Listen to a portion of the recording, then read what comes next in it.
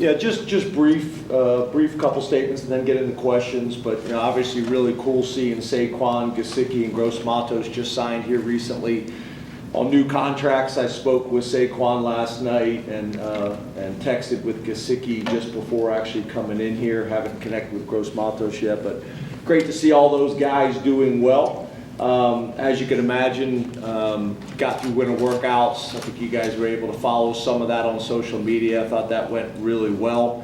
Chuck Losey continues to do a phenomenal job with our guys. And now getting ready for spring ball. Start today. It's great that the weather has cooperated. Came out to come over here, and it's beautiful outside, so that helps. And then obviously with three new coordinators, we got a ton of work already put in up to this point, but still a lot more work to do between now and West Virginia. So we still got a lot of time and a lot of work that needs to be done, but we can't really look at it that way. We got to approach it one day at a time and be as aggressive as we possibly can. All three have been awesome, not just in terms of offense, defense, and special teams, but just staff guys. I think that's been really good. I know Tom is really enjoying being a coordinator again. Lustig obviously is a vet, as well as Andy being vets. So been a lot of work gone in. Very appreciative of the entire staff, how it's been handled, the players as well. But we'll have a pretty good idea after today. Kind of how we've done, with this process up to this point. But very important that we lay the foundation this spring so we can build on it all summer and be ready to go on the road in a hostile environment that we know West Virginia will be. So appreciate everybody being here and open up to questions. Please raise your hand. We'll take a mic to you. We'll start with Audrey over here on the right. Sir. Thank you. Hey, James, how are you? Good, Audrey. How are you? Good, thank you. Since we last talked with you, Abdul Carter's officially changed positions. What kind of went into the position switch, and why do you think it's going to be beneficial for him? Yeah, so it's kind of interesting, right? I remember when we recruited Abdul, I thought he was a defensive end. And Abdul and Dad were adamant that he was a linebacker. The reality is we just wanted him in our program and knew he was going to be a really good player wherever he decided to play. But this wasn't really something from us. This was Abdul. Really wanted to make this move. I think for a number of reasons, and we're excited about it. Obviously, we've lost some defensive ends this past year that were highly productive. We feel really good about the current room, but obviously, being able to inject Abdul into that room as well, I think is going to be a positive for us as well. He was really kind of on the bubble of struggling, I think, to keep his weight. In the linebacker, him and Kobe they've been right around 250 above or below for a while. So I think his body was naturally, telling him he could make the move if he needed to and wanted to, and there's an opportunity there. So having depth and talent and the type of length that we want at the defensive end position, I think this is going to be kind of a win-win for everybody. So I think the other thing is, with our linebacker situation, I think we've created some pretty good depth there. And then obviously the ability to play a little bit more nickel as well. Those things I think help. So I think this has a chance to be a win-win for everybody. I know Abdul's excited about it, and we're looking forward to having an opportunity to work with him. But it is a big change. He's never really done this before, and it is a big change. It's not just like you make the decision to move and you snap your fingers and automatically you're a defensive end. It's a different world the closer you get to the ball, just like it's a different world if you move back to the secondary. So we're excited about watching his development and growth, and it should be exciting. On the right, Mark. Thanks for your time, James. You too, Mark. You have some pretty big shoes to fill at offensive tackle. Can you take us through some of the options there? And out in public, we saw Drew in kind of a sling in the winter. Can you tell us about his availability. I'm sorry, Drew Shelton. Yeah, when you said, yeah. I was like, really? Telling you something you don't know. I'm surprised hasn't been in the news. Yeah, so Drew did have surgery at the end of the season. It was one of those surgeries that he could get through the season with, but was, it probably made the most sense to get it done as soon as the season ended.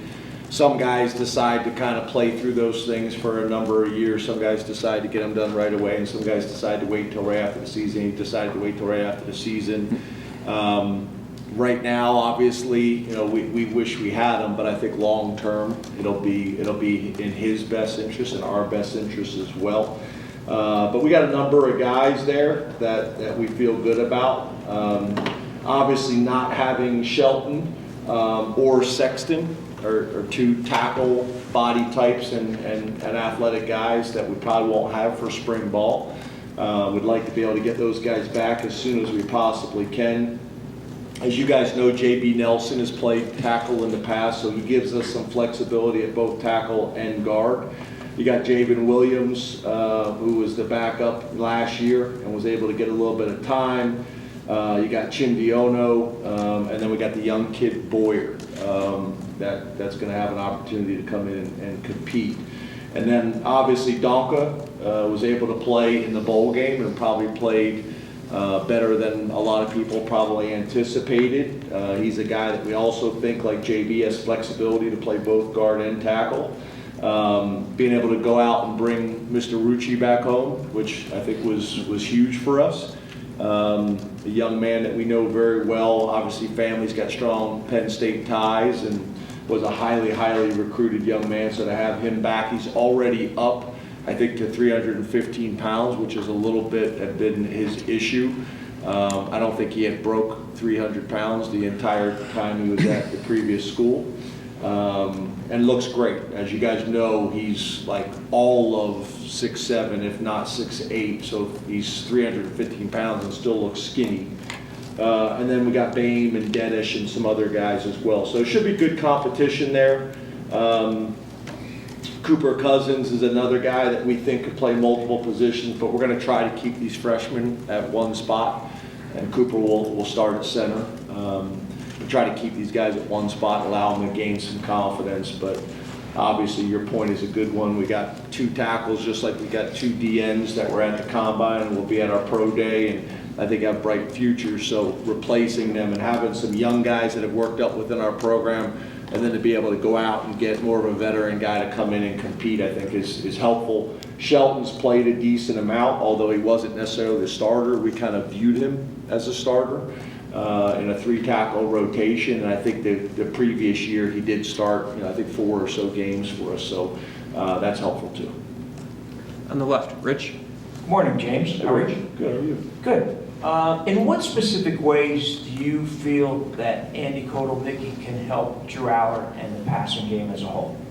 Yeah, so a couple things. I think, first of all, I think some of the things that we can do to complement the run game in the play action pass, to create explosive plays, to open really the field up and make them defend the whole 120 yards and the whole 53 and a third, I think is really important. And I think the play action pass will be a big part of that, with Drew, with Andy, with our offense in general. The other thing is, I think some things that you can do that we did later in the season. I think the last 2 games, if you look at our explosive play percentage, it dramatically increased. I think there's some things that you can do with the wide receivers in terms of motion, in terms of alignments like stacks and bunches and things like that we can do to help our guys versus man coverage. I think that's going to be really, really important for us as well. So I'd say the combination of you look at what they were able to do at Kansas, what we were able to do the last couple games, play action pass specifically, motions, shifts, formations, bunches, stacks, things like that, to make it more challenging for people in man coverage. I think those are probably the biggest things that jump out to us. On the left, Greg. Coach, how you doing? Good, Greg, how are you? Good. As you get ready to start spring practice, how do you feel about the competition and depth and additions you made in that receivers room as you guys get ready to take the field today? Yeah, I think, I don't think we've ever had really a talent issue at wideout. If you look at our guys' athletic numbers, testing numbers, I think it's as good as anywhere in the country. So I think you take that and now you take another year of experience. I think there's some things that we can do offensively to help as well. And then I think, you know, Marcus having his second year as the receivers coach, I think is going to be helpful as well. And then on top of that, I think Julian Fleming, you know, another local guy that we've been able to bring back home. He's brought an element of experience, of maturity that I think has been really good and has approached things really the right way since he stepped on campus. So I didn't really feel like we needed to go out and do a whole lot in the transfer portal, but we needed to make sure we had enough competition at every single position to bring out the best, and not only those guys individually, but also us as a team. And I think Julian's helped with that, as well as the younger players already in our program taking the next step.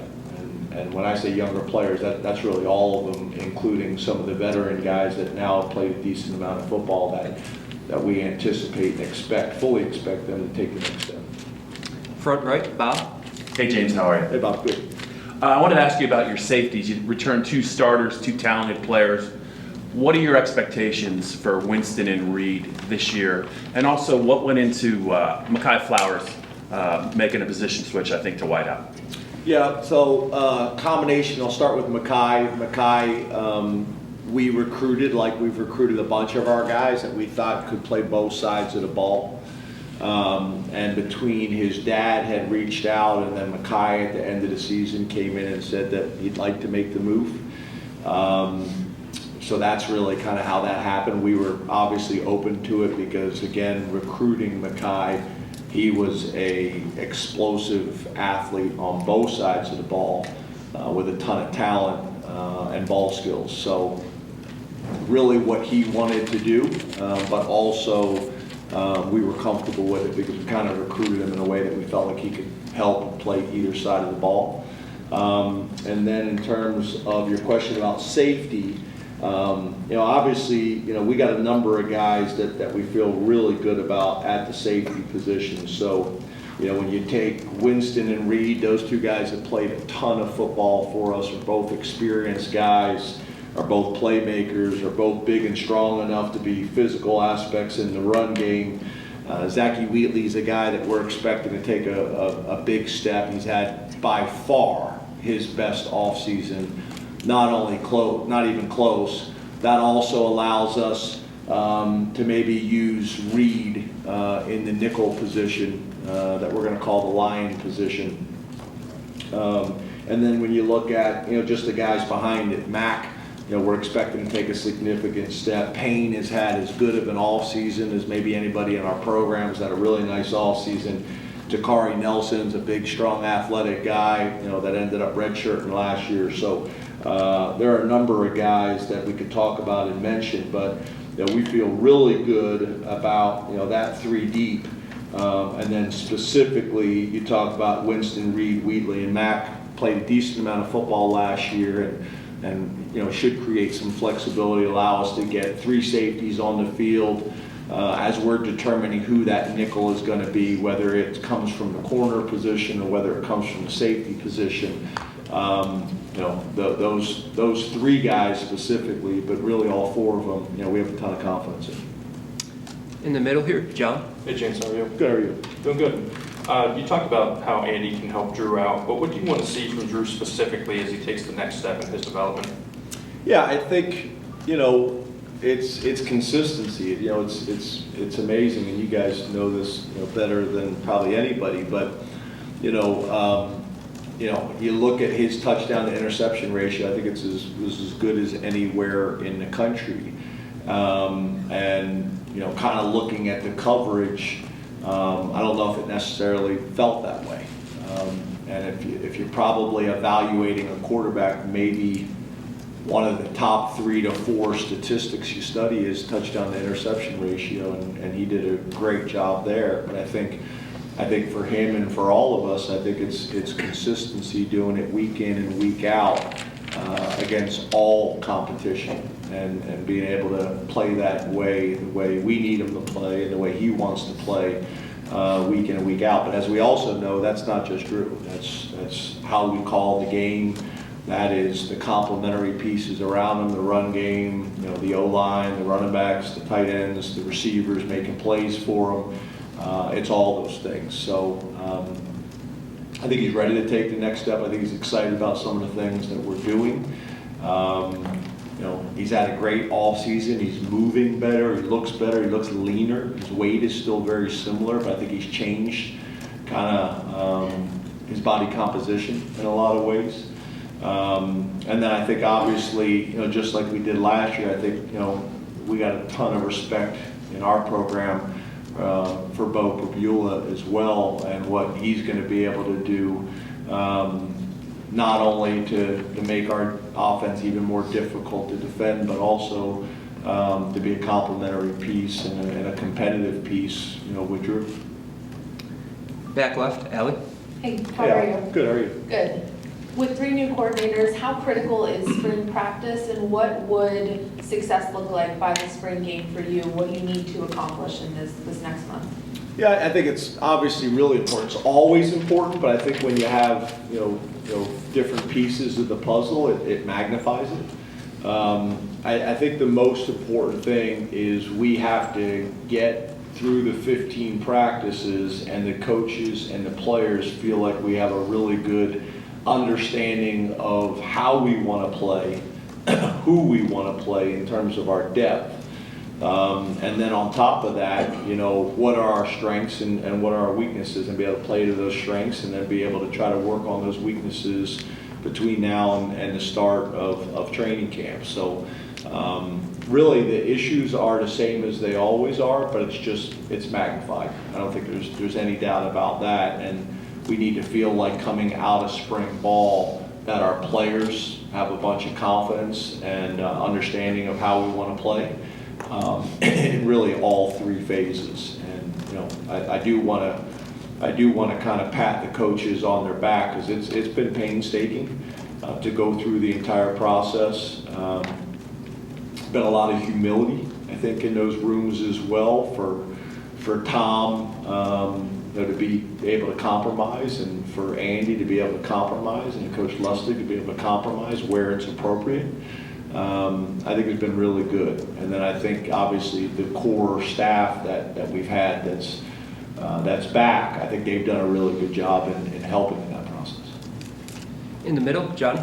James, how are you? Good, are you? Good. You mentioned Saquon at the top, and how happy you are for him. Is there any added layer of that happiness for him, given that he's coming back to Pennsylvania, and then also the contract that he got, in an age where running backs in the NFL are seemingly devalued? Yeah, I think, I don't follow it as closely maybe as some people do, but I think to all the points you just made, I didn't know how it was going to play out. I remember last year, Saquon and Fumi having a lengthy conversation when he was going through the contract negotiation last year, and was getting different advice and perspective on it. And then obviously this year comes around again, and to the points you made, you just don't know how it's going to play out based on the market. So for him to sign this type of deal, and I think in a lot of ways it happens, and I think a lot of running backs are realizing this, because you better bring more value than just as a running back. You better be a leader in the locker room. And as we all know, Saquon's handled himself really well, and has influence over the guys in the locker room, but then also in the passing game. You got to be able to make an impact in the passing game as well, and I think he's one of those backs that could be used in a lot of different ways. Very similar to maybe some of the other backs that are talked about within the league. I think he's got a chance to do that. And then obviously being a Pennsylvania kid who chose to stay home and come to Penn State, our hit rate with players that have decided to stay home from the state of Pennsylvania has been really good. I'm talking about the top players in the state that have chose to stay here. We can go on and on and on, whether it is Micah, whether it is Saquon, and then some of the guys that we're able to get back on the rebound is also, I think, going to be interesting for us as well moving forward. But for him now to come back and be able to play within the state, in Philadelphia, he said that was one of the first things that Howie said to him on the phone as part of kind of his sales pitch to him, was not only the Philadelphia Eagles and that, but obviously the connection with Penn State and the fan bases as well. So just a really cool opportunity. Obviously, we like our lettermen and our former players, especially the ones that are guys in the NFL, try to get back as much as they can to campus to have an influence over our current roster, to be supportive and be on the sideline for games. And obviously his schedule, like most NFL players, is crazy and hectic, but it helps.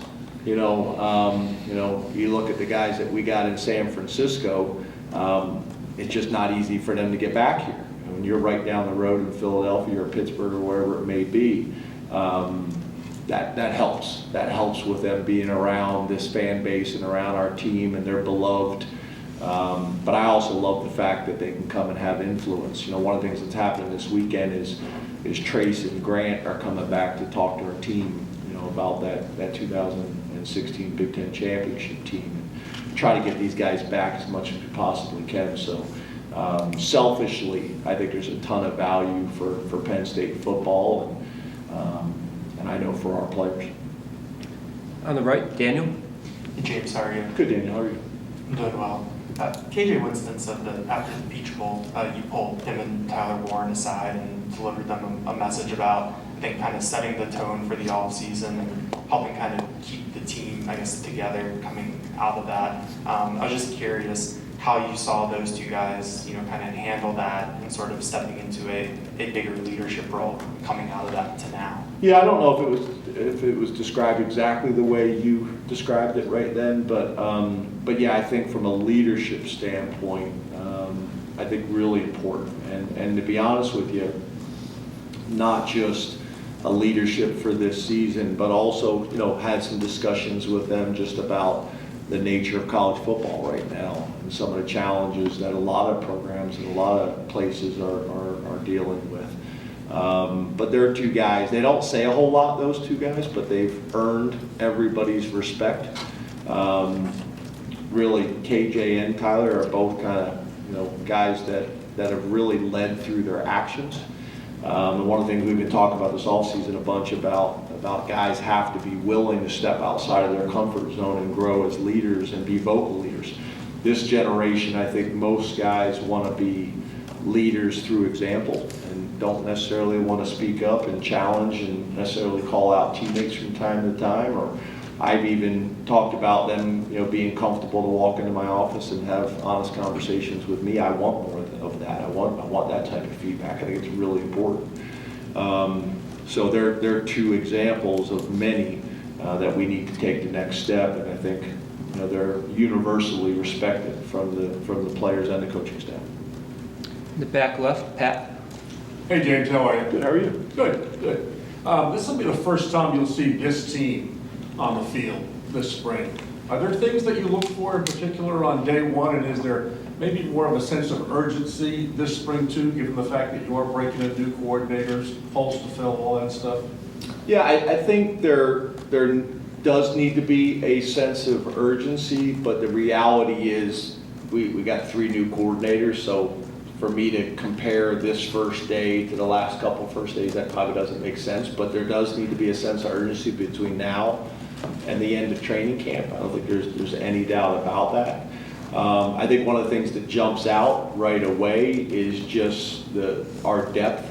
Our depth, we're bigger and stronger and have more competition across positions than I think we've had in the past. Just the number on our roster is greater than it's been in the past. I think last year we were at like 106 or something at this time, and I think we're at like 125 right now. So that also, I think, is going to be exciting, for practice. I think we're going to be able to practice in terms of reps in a little bit of a different way. And then the same with the spring game. We're hopeful that, we're going to be able to have more of a traditional spring game, which I think has become more and more challenging the last couple of years. And to be honest with you, in college football, it's been more and more challenging. You've seen a lot of people go away from spring games and they're kind of having more of a practice or skills type activity in front of the fans. We're hopeful that we can have more of a traditional spring game, which I think would be really valuable as well. I'm not one of these guys that overly concerned in hiding too much. The reality is people, can watch us last year. They got all the tape. They can watch Vanderbilt's special teams tape. They can watch, Kansas's offense's tape and watch a combination of Indiana and our defensive tape from last year. So it's not like there's a whole lot of secrets out there. But I think being able to go out there and compete, I think in a spring game type setting, as well as the next couple Saturdays, hopefully in Beaver Stadium, as long as the weather allows us to, I think it would be really important for our team. Back right, T. Frank. Hey James, how you doing? Good, how are you? Good. Just curious, with the expansion of the Big Ten, new schools on your regular season schedule for the first time, has that changed anything this offseason in terms of your philosophies about team building? Thinking specifically about defense and some of the decisions you might make from that perspective of facing different offenses and maybe not the same teams you faced over the years. Has that changed anything from that perspective? I would say no. I think if this was maybe 15 years ago in the Big Ten and everybody had to, under league rules, line up with a fullback and run power, then maybe. But I think if you look, most of the offenses in the Big Ten are very similar in a lot of ways to what that other conference, looked like. If you look at the way USC operates, and Oregon and Washington and UCLA, I think the leagues probably look more similar in terms of style of play than maybe ever before. Obviously, we're going to have to get into in detail studying those people. But in terms of, again, like we're all lining up and running power I and they're all spread, and I don't really see that as a major challenge or issue. But I also think that diversity is also what makes the Big Ten kind of special and fun, that you get a combination of all those types of things. So I would say no. I think the biggest thing that that we're probably looking at, and was part of the discussions with the Big Ten when we were coming up with scheduling as well, is you just can't treat everybody the same. If you look at us and Rutgers, I think the most Northeast teams, the travel is very different for us than it would be for maybe in Nebraska. So how are we going to handle that? How are we going to handle the travel? If you look at whether it's major college football or you look at the NFL, you look at the teams traveling west and what their records have been like compared to the teams that are traveling east and what their records are like. And be very honest and thorough about that and what we're going to have to do to put us in the best position to make those trips and be successful. That's things as a football program that we need to look at. That's things as an athletic department that we need to look at, and make sure that we're making the right choices that put our players and our program in the best chance to be successful. I'll never forget when I was at the University of Maryland. I think I may have mentioned this to you guys before. I'm not sure if I did, but I was at the University of Maryland. We scheduled a home and home with Cal. The AD had come from Cal, and they came to our place, and I think we played them at 11 a.m. and that went very well for the East Coast team, the Maryland Terrapins at the time. And then the next year we went out there, and I think it was a 7 p.m. game, and that went very well from the team from California. So just taking all those things into consideration and having a plan of best practices based on NFL teams and what they do, college teams, and what we need to do to be successful. That's probably where a lot of our time is being spent on what is the best way to do this while still making sure that our guys are student athletes and getting that type of experience. Time for 2 more questions. Back left, Andrew. Hey, Coach. Obviously, I assume Schematic install started a couple weeks ago or a couple months ago whenever coaches were hired. But can you kind of explain what the install process looked like maybe in January as opposed to what it will now look like over the next couple weeks? Yeah, so really the install process, I wouldn't necessarily term it that way, if that makes sense. So like, again, if we hired these guys and they just came in and dropped their playbooks, then we would start installing with the players and teaching and doing voiceovers or whatever you're able to do at this time of year to get those things done. Where I think it was, I described I think earlier, it's almost painful, is sitting in those rooms and grinding for hours about what I kept kind of saying over and over and over again is what is in Penn State's best interest, what is in our players' best interest, not what you were comfortable doing at Indiana, not what you were comfortable doing at Kansas, not what you were comfortable doing at Vanderbilt, and also not what we were comfortable doing. What is best? And what happens is for all these offenses and defenses and special teams, over time, you call things, you have a certain name for it, and it really doesn't make sense over time. You know, maybe that week you called it, you put in a new play, and you called it the Bruins because you were playing the Bruins that week. You know, and then when you're kind of going back to a system of what fits into each package, it really doesn't really fit into that package. So I think there's an opportunity for, say, Coach Koltnicki to clean some things up, that what's the best way to call this and term this that puts us in the best position to be teachers. That's really what we are, right? We're teachers. As Frank Leonard would say, we're overpaid phys ed teachers, right?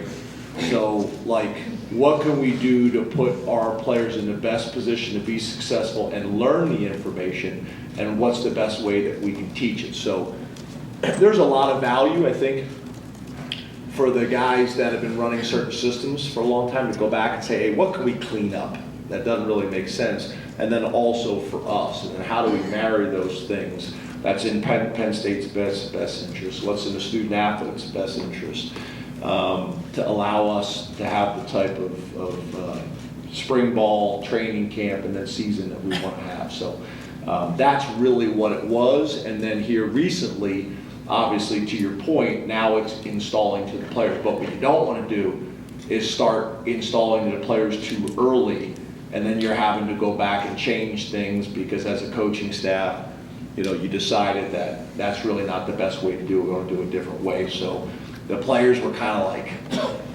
give it to us. We want, you know, this information. We want the playbooks as soon as possible. And you know, once we were able to get things cleaned up, then we were able to kind of start sending it to them in smaller packages, which is probably the better way anyway. On the right, Tyler. Hey James, hope you're doing good. Good, you too. Over at running back, obviously the tension's on Nick and Katron, but with Trey moving on, I'm curious, you've got 3 scholarship running backs that we haven't to see in college game action, London Montgomery and Cam Wallace. What have they gained with your program? How have they moved forward since arriving last May? And what are the initial feedback, I guess, on Quentin Martin since he got to town? Yeah, so a number of guys that you mentioned. You know, Cam is an exciting guy. You know, really did some good things this whole off season. You know, put some good weight on, some good size on. Hasn't lost really any of his quickness and explosive movements. Been very, very pleased with him. You know, really handled that redshirt, you know, process the right way. London Montgomery, every time he gets on the football field, he really does some good things for us, but he has not changed his body a whole lot. I think he's still only 185 pounds. So that's going to make it challenging, you know, for him. But in terms of football, he's pretty good. You he's done some really good things for us at practice. He's just got to understand there's some things that he's going to have to do off the field to allow those things to translate on the field. Like, it's just very different. You're trying to block, like we just got done talking about Kobe King and an Abdul Carter, 250 pounds, and you're 185 pounds. I was not a math major, but that usually doesn't go very well.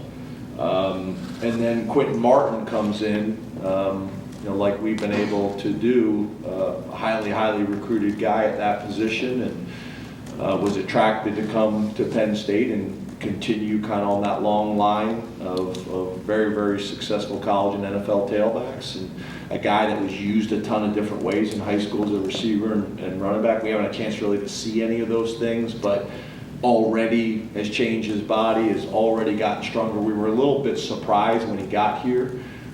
Really good football player, really good football program. It was kind of raw in terms of running a 40 and getting in a stance and the weight room and things like that. So we just think he's going to continue to kind of grow and explode dramatically over these next couple months. And he also has the frame, as you guys know, he's tall, so he's got the frame to carry a lot of weight. And then there's other guys. Holsworth is a guy that's done a really nice job for us, and Kenzie and Emil Davis. There's a number of guys, and then we still got one more guy we're waiting to get here in the summer. So, it's an exciting room. Should be a lot of competition. We kind of have an idea of who Nick Singleton and Katron Allen are, just like you guys do. So although those guys still need to get better and be developed and get reps, we need to figure out who the other guys are and who's going to be the third and fourth back. Thank you very much, Coach. Thanks, guys. Thanks, Jim. Have a great day. You guys are going to practice, right? Yeah. Awesome.